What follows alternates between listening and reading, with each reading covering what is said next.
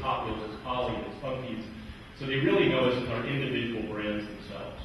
And that's really a cornerstone of our portfolio.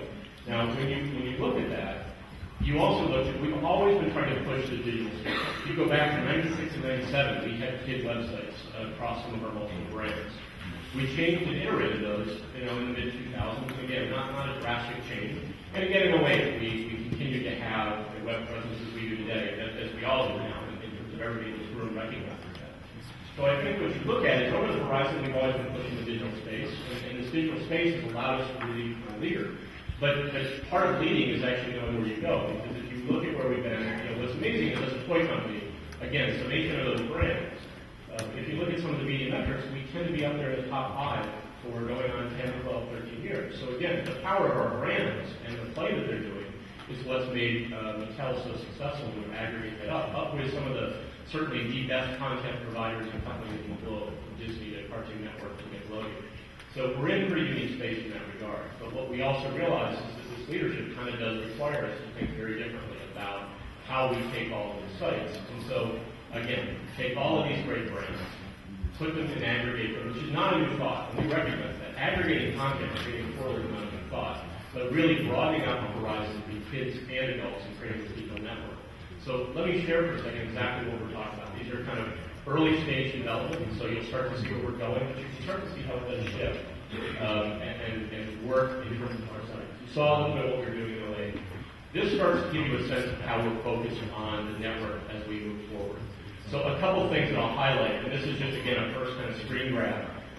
What you see is a couple of first thoughts. Number one, if you were to look at our sites today, we've been brand strategies living on the web.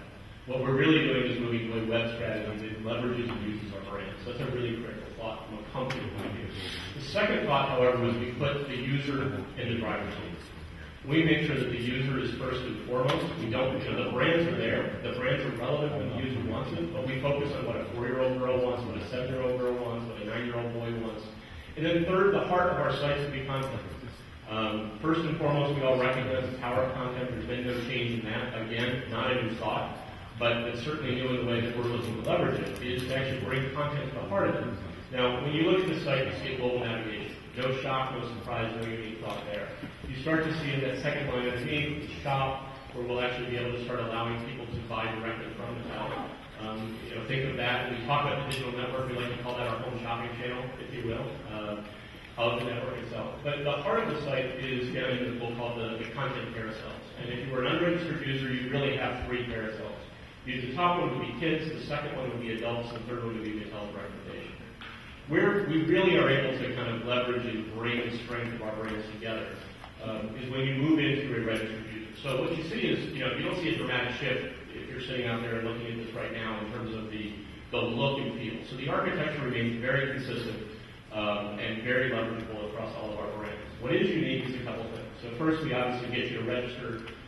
Now we recognize who the user is. Where the big shift in terms of content happens is now the kids section becomes the my favorites. So we know what you're playing with, and we continue to kind of navigate and serve up what you're playing with. Secondly, once you've registered, if you connect with other friends within the network, so if I know Andrea and I identify her as a friend within my network, now I also know what she's playing with. Now imagine the power in that thought, both as a child, now I know what you're playing with, so it intrigues me. We're going to talk about it at some point. But just as importantly, as a parent or as a mom, think about going into Christmas. You know your child's asking for everything. But what if you actually knew what their friends were playing with in addition to what they were playing with? It gives you an insight into a window, because you can look at this as a one-family opt-in approach. It allows you to designate the user and really create content that's customized to the individual. And then last but not least, based on what you're playing with, then we provide you with the opportunity and say, here's some of Mattel's recommendations, Mattel's faves, based on what you're playing with. Again, none of this dramatically new thoughts, but really focused on the user interface, really focused on making sure that the user is the center of it with our brands being able to leverage, and then ultimately deliver. Now, what's interesting is we recognize that, as I said earlier, people know us as our brands. They don't necessarily know the Mattel Digital Network, which sounds very corporate.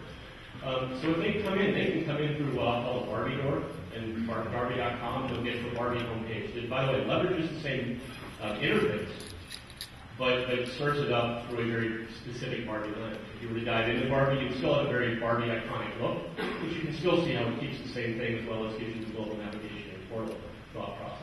If you were to look at Hot Wheels real quickly, you've got this is where you can start to see how you can customize it. So I can not only customize my car, but I could also have the social element up top, where I can have my friends comment on the car, I can race with my friends, as well as still having ways to do it. And a couple last kind of quick thoughts here is a good example of how